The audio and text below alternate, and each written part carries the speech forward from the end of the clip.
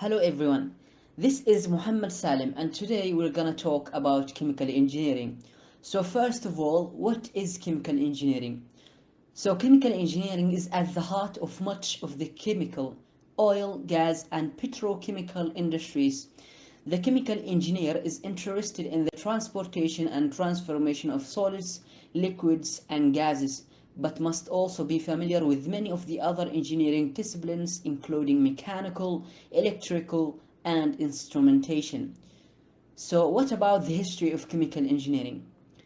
So the Industrial Revolution led to an unprecedented escalation in demand, both about quantity and quality, such as for bulk chemicals as soda ash. This meant two things. One, the size of the activity and the efficiency of the operation had to be enlarged, and two, serious alternative to batch processing such as a continuous operation had to be examined. The first chemical engineer was George E. Davis. So someone is asking, what does chemical engineering do to society? Chemical engineering contributes to society on doing antibiotics, electricity generation from fossil fuels, vaccines, plastics, fertilizer, sanitation, electricity generation from non-fossil fuels, and lastly, dose medication such as tablets, pills, and capsules. Hello everyone, this is Majid Jahari, and now let me talk you through the courses that chemical engineering students need to take. First, mass balance, where you need to balance the flow rate, the mass flow rate based on the law of conservation of mass.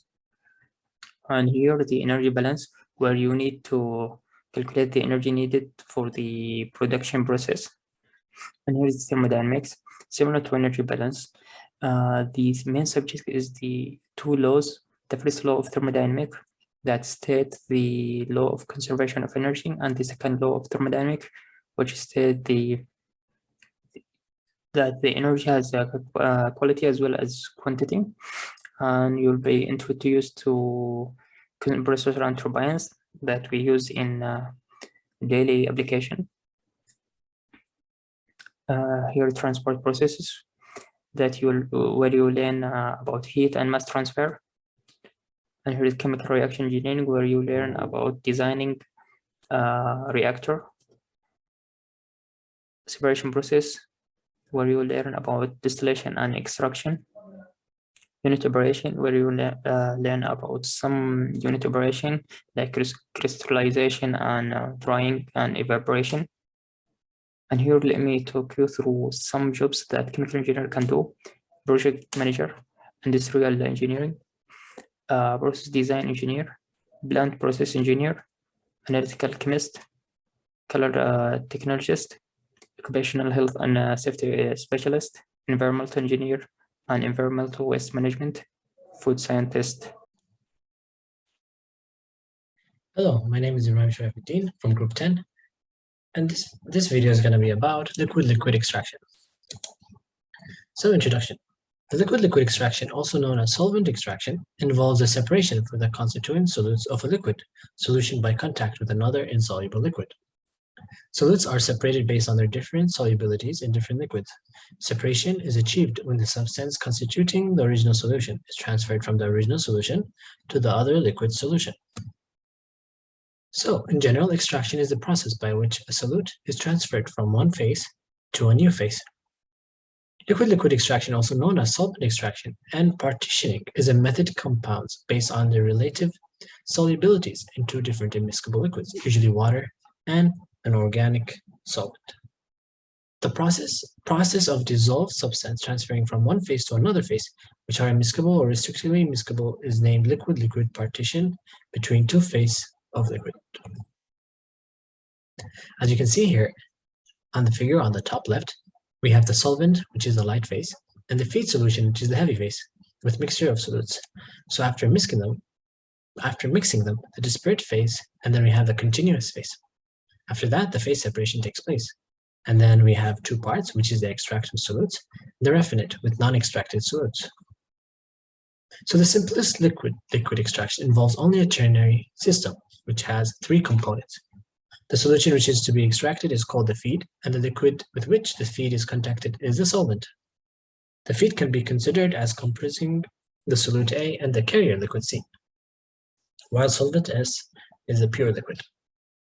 During contact, mass transfer of A from the feed to the solvent S occurs with little transfer of C to S. The solvent with the solute is then permitted to separate from the carrier liquid. The solvent-rich product of the operation is called the extract, and the residual liquid from which solutes has been removed is the raffinate. In some operation, the solutes are the desired products, hence the extract stream is a desirable stream.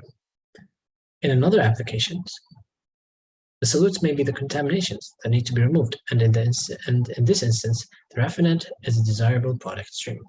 Now we're going to talk about the advantages and disadvantages of liquid-liquid extraction. First, the advantages. Liquid-liquid extraction can be used in separation of acetals. It also can be operated at low to moderate temperature for recovery of heat-sensitive products. Also, liquid-liquid extraction is cheaper and can be used instead of the chemical methods.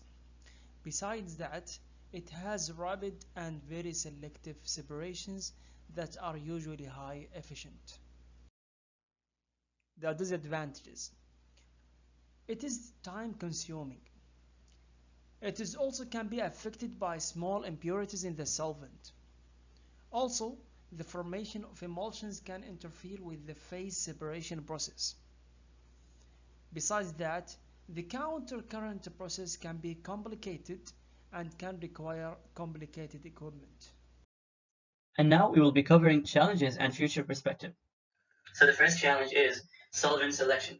Selection of a suitable separating agent is the backbone of the process, where it can significantly affect the outcome of the operation. The selection is a difficult task. It requires the consideration of several factors. These factors may include solvent capacity for the targeted solute of interest and solvent selectivity for the targeted solute over other components.